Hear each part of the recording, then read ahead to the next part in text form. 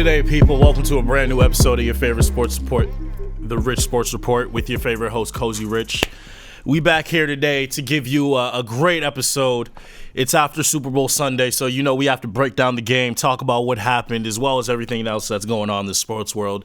Don't want to waste your time, so let's jump right into it, people. So, as we all know, Super Bowl Sunday is called Super Bowl Sunday for a reason. Everyone is watching the NFL. Everyone is watching the Super Bowl. And this past Sunday was exactly the same. We had the Los Angeles Rams versus the Cincinnati Bengals in LA for the Super Bowl. The Rams were favored to win, and that's exactly what they did. They ended up pulling out the game 23-20. They ended up scoring a last-minute touchdown with about 58 seconds left.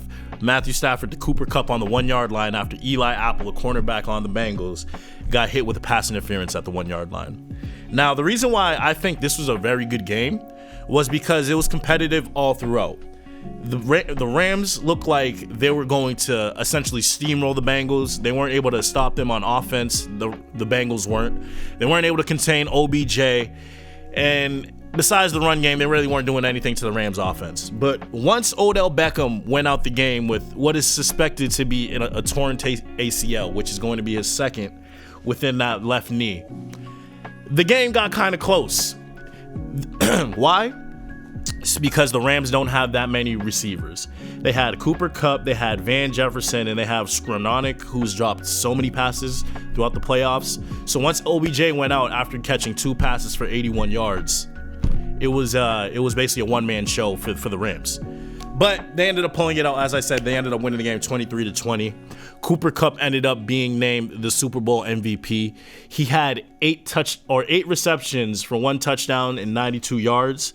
Matthew Stafford was actually the unsung hero. I think he should have won MVP, Super Bowl MVP, especially because of what he did on the final drive.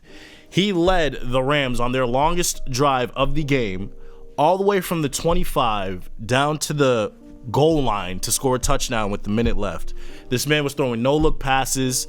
He was getting hit under pressure. He was avoiding pressure. He was making smart plays, and he did what he had to do to win the game. And this is coming from a man who played in Detroit for the last 10 years and hadn't reached the playoffs once.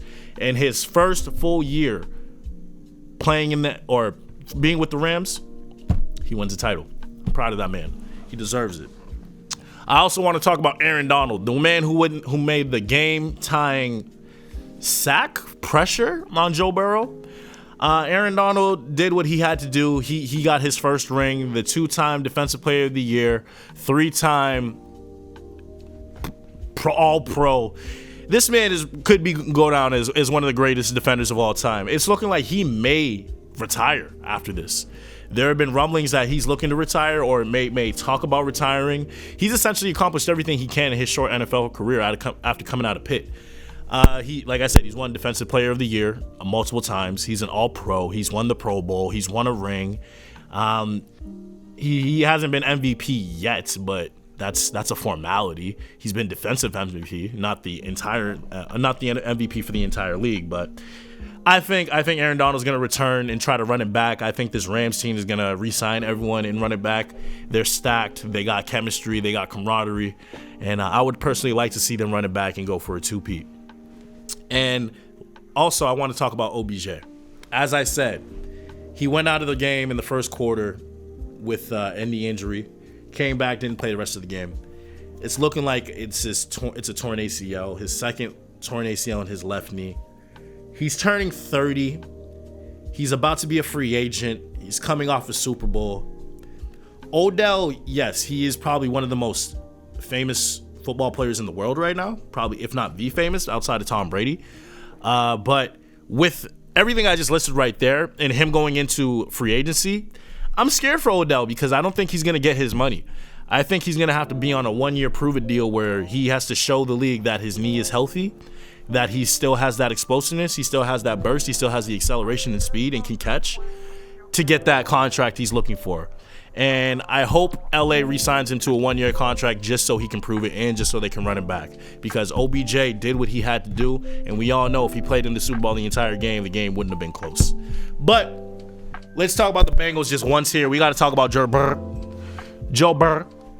the quarterback out of LSU, the man from Ohio, did what he had to do. He led the Cincinnati Bengals to the Super Bowl in his second full season, or first full season as an NFL quarterback, second season after the injury.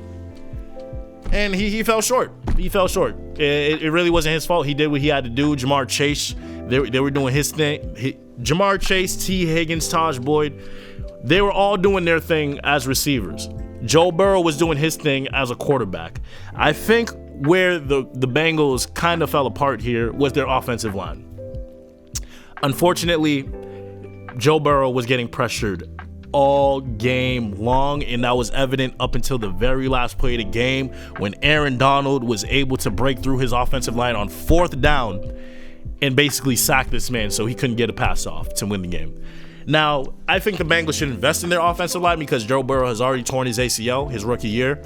He fucked up his knee in the last possession and refused to come out, as well as the fact that he's your superstar quarterback. You see what he is able to do with a bad offensive line. Give him a good offensive line with the weapons he has and let him take you to the promised land, Cincinnati.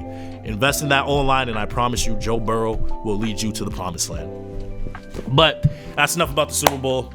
I'm glad that it's over. I am sad that we have to wait 6 months for another NFL season, but that's the beauty in it. We get to see the offseason. We get to see how these teams improve. I'll keep you updated on any important information that's going on throughout the weeks, people, but let's jump right back into the NBA. There's really one thing I want to talk to you guys about that's happened over the last week. And this is what we've been talking about for the last 4 or 5 months, I think. And that is the 76ers have finally traded Ben Simmons. For all of you that may not know, Ben Simmons was traded to the Brooklyn Nets on Thursday for James Harden. Now, those weren't the only players. Let me give you the full details. The Nets traded James Harden and Paul Millsap to the Philadelphia 76ers for Ben Simmons, Seth Curry, Andre Drummond, and 2 future first-round picks. Now, I don't think that's a crazy lot for James Harden. I think it was actually a very even trade, but I actually think the Nets won the trade. And let me tell you why. James Harden is 31, turning 32. He has lost his explosion. He's fat. He does not work out. He does not do cardio. He does not eat healthy. Look at his body. This man hangs with Lil Baby and Full PF all throughout the offseason. This man is going to fashion shows and strip clubs and chilling in Atlanta, Georgia, all throughout the offseason. He plays his way into shape every single year. He did that last year. He did that this year. Did I also mention he's 32? So, you investing in a 32-year-old man who you have to resign after this year, mind you, to a max contract, which is probably going to be the most expensive contract in NBA history. $60 million in his last year, which is going to be his age 38 year. Think about that. You're going to be giving $60 million to this man. He doesn't play defense. He doesn't play off the ball. He is a Hun. And every other superstar he has ever played with, he has ran them out of town within 2 years. So that is why I'm scared for the James Harden and Joel Embiid tandem in Philadelphia. I hope Doc Rivers is able to figure it out and make this work, because I would love for Joel Embiid to win a chip, especially with the seasons he's having.